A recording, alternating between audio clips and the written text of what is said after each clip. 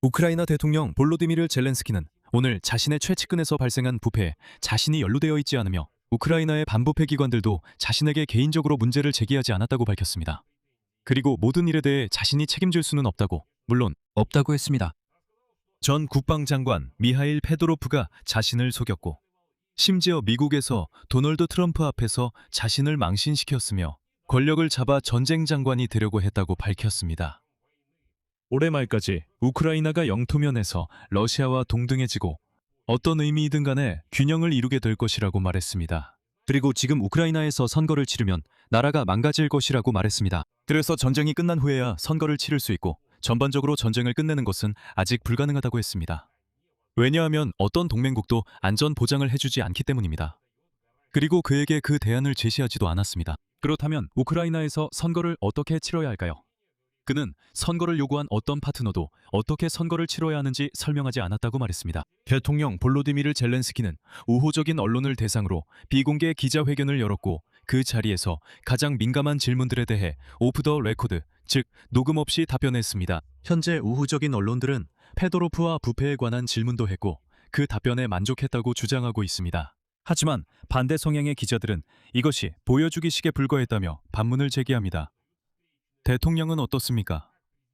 대통령이 자신의 가장 가까운 측근들 사이에서 일어나는 부패를 모를 수 있습니까? 그리고 대통령이 어떻게 대통령실 직원들이 예를 들어 논란이 많은 티무르 민디치와 소통하고 있다는 사실을 모를 수 있습니까? 그가 이스라엘에서 지시를 내리고 있는데도 말이죠. 자, 이제 우크라이나 대통령 볼로디미르 젤렌스키가 바로 이 비공개 기자회견에서 발표한 최근 성명을 분석하고 논의해 봅시다. 제 이름은 알렉세이 패치이고 함께 이 주제를 이야기해 봅시다. 하지만 시작하기 전에 이 채널을 구독해 주시고 영상의 좋아요를 눌러주시고 꼭 댓글도 남겨주세요. 그래서 우크라이나 대통령 볼로디미르 젤렌스키는 우크라이나 기자들과의 기자회견을 열라는 요청이 있은 후 심지어 대통령실 웹사이트에 창원을 등록하려는 시도까지 있었지만 이상하게도 그 창원이 등록되지 않았습니다. 그리고 젤렌스키가 부패와 정부 인사 이동에 대한 쌓인 질문들에 답해야 한다는 요구가 있은 후, 왜냐하면 대통령실의 침묵이 이미 귀가 먹먹할 정도였기 때문에 젤렌스키는 결국 그런 기자회견을 열었지만 카메라 앞에선 아니었습니다. 녹음도 없이 오직 일부 선택된 충성스러운 기자들만을 위해서였습니다. 그럼에도 불구하고 여기서 제 임무는 형식 자체를 평가하는 것이 아니라 우크라이나 대통령의 이 기자회견에서 어떤 내용이 나왔는지 분석하는 것입니다. 물론 지금 모두가 대통령실의 부패 문제에 대해 걱정하고 있습니다. 젤렌스키는 반부패 기관의 수장들이 자신에게 직접적으로 문제를 제기한 적이 없다고 밝혔습니다. 그리고 그의 말에 따르면 그들, 즉 반부패 기관의 수장들은 자신, 즉 볼로디미르 젤렌스키가 개인적으로는 절대 부패 행위에 관여하지 않는다는 것을 분명히 이해하고 있다고 합니다. 이렇게 대통령은 이미 전직 대통령실 관계자들과 관련된 부패 사건에 대해 논평했습니다. 특히 이미 전직 대통령실 부수석인 이리나 무드라에 대해 이리나 무드라는 우크라이나 국가 반부패국 녹음에서 부패와 싸우지 말자고 제안했습니다. 오히려 부패를 주도하고 체계화하자고 했습니다. 그리고 그녀는 전 장관 체르니셰프를 위해 1억 5천만 흐리브냐의 보석금을 내기 위해 현금 자료를 돈 세탁하기도 했습니다. 이것이 바로 헤드라인입니다. 그리고 블라디미르 젤렌스키의 말에 따르면 그는 공개적으로 알려진 것 외에 이 사건들에 대해 추가적인 정보가 없다고 합니다. 즉, 그는 아무것도 몰랐고 아무것도 보지 못했으며 이 모든 것에 대해 더할 말이 전혀 없다고 합니다. 다음은 젤렌스키의 인용문입니다. 그녀를 해임하기에 충분한 세부 사항들이 있었습니다. 저도 여러분과 함께 어떤 행동들에 대한 실제였든 잠재적이었든 어떤 행위들에 관한 대화를 들었습니다.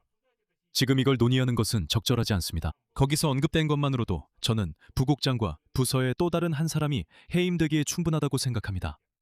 추가 정보가 나오면 우리는 그 추가 정보에 따라 대응할 것입니다. 반부패 기관들은 계속해서 독립적으로 일하고 있습니다. 그들이 어떤 조치를 취하면 우리는 그 조치에 대응합니다. 그 사람이 장관이고 해임할 만한 이유가 있다면 해임해야 합니다. 만약 이해되지 않는 부분이 있다면 추가적인 세부 사항과 법원의 판결을 기다려야 합니다. 대통령 볼로디미르 젤렌스키는 또한 반부패 기관의 수장들이 자신에게 개인적으로 아무런 불만이 없다고 밝혔습니다. 그리고 그는 그들이 자신을 전혀 의심하지 않는다고 왠지 확신합니다.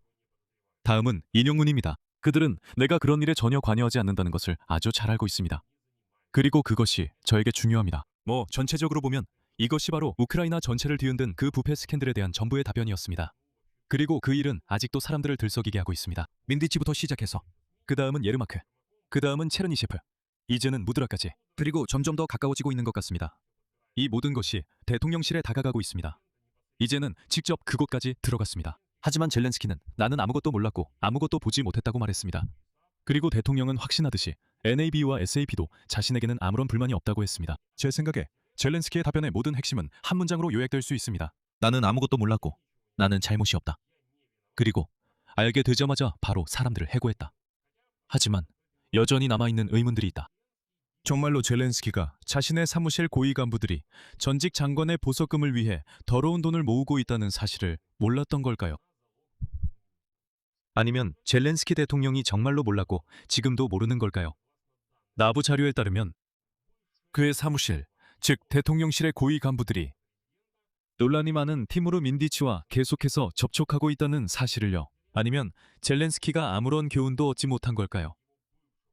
그의 전 비서실장 안드레이 예르막 역시 부패 의혹에 연루된 이후로 이 모든 것이 조금 이상해 보입니다. 젤렌스키는 선거 문제에 대해서도 언급하며 전면전 중에 선거를 치르는 것은 큰 위험이 따르며 사회의 분열을 초래할 수 있다고 밝혔습니다.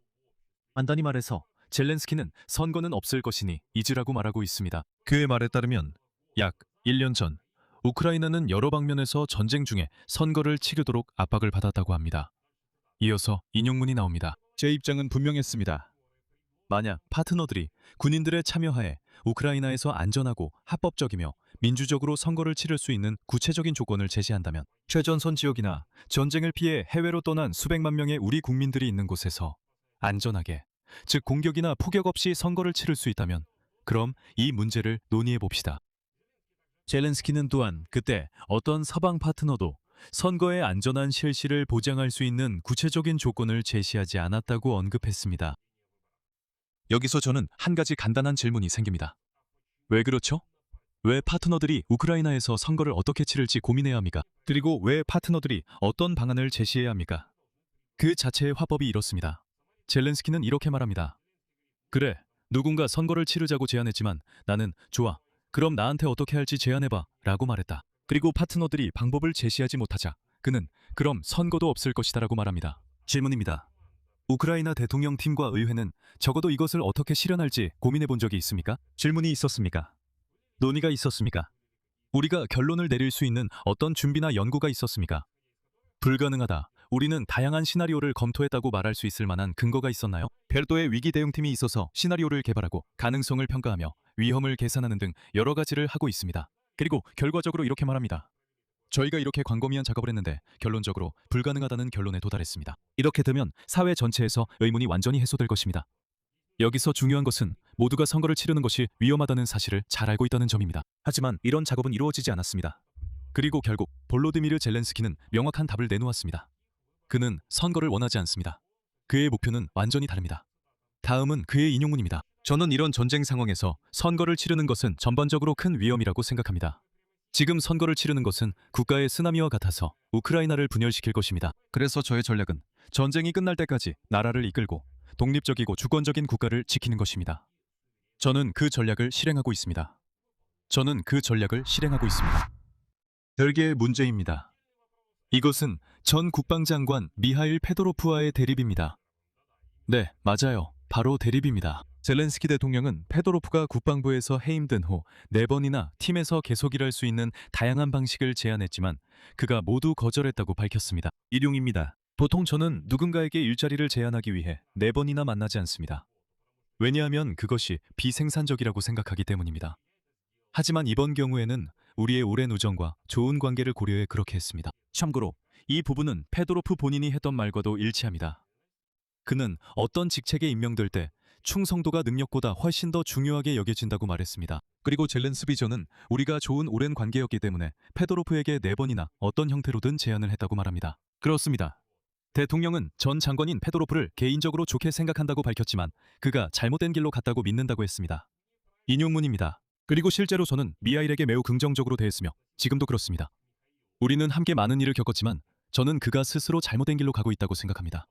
누군가가 그를 잘못된 일로 밀어넣고 있는지 모르겠습니다. 어떤 잘못된 일인지는 젤렌스키가 구체적으로 밝히지 않았습니다. 하지만 그는 미하일 페도로프가 권력을 완전히 장악하기 위해 전쟁부를 만들고 싶어 했다고 말했습니다. 그러나 대통령은 즉시 그런 일은 없을 것이라고 말했습니다.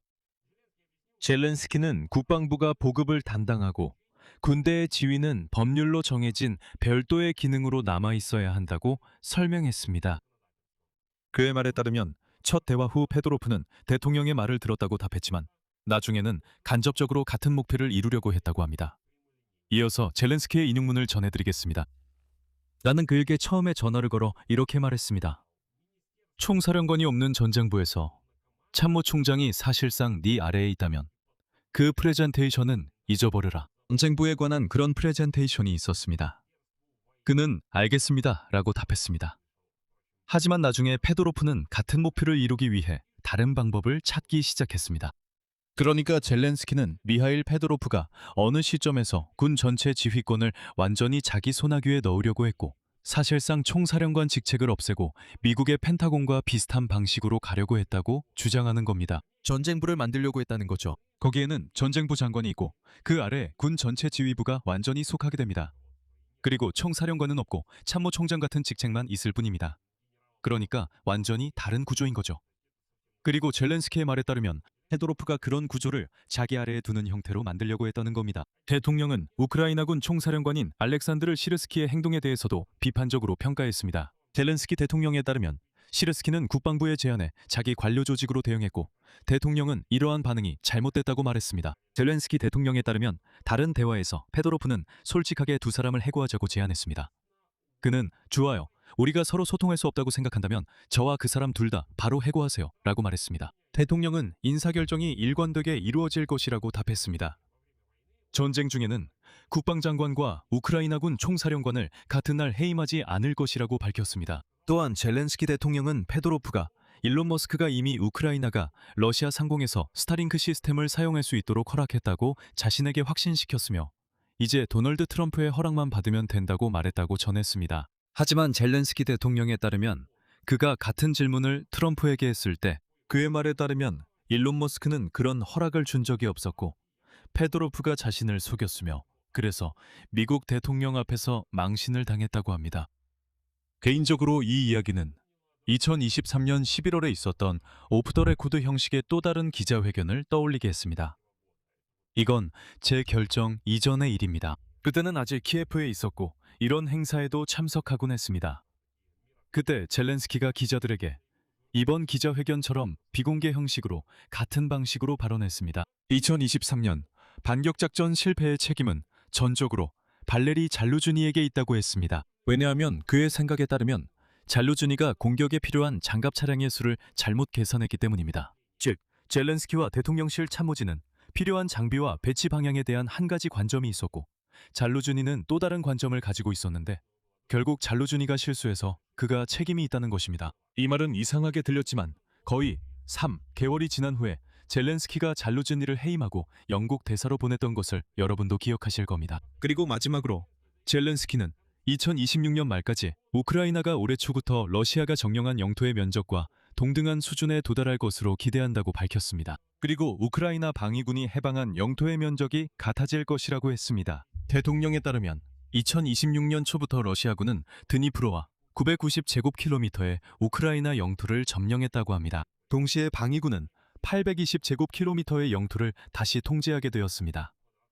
하지만 이것이 러시아를 협상으로 이끌 수 있을지는 아직 불분명합니다. 그리고 마지막으로 젤렌스키에 따르면 러시아는 우크라이나가 돈바스에서 철수하지 않는 한 전쟁을 끝낼 준비가 되어 있지 않다고 합니다. 대통령에 따르면 미국도 유럽도 러시아가 그 이후에 더 나아가지 않을 것이라는 보장을 아직 할 수 없다고 합니다. 협상의 한 가지 방안은 미국과 유럽과 논의 중인 휴전은 양측이 서로 철수하고 완전히 제3자의 관리 하에 완충 자유경제 지대를 만드는 것입니다.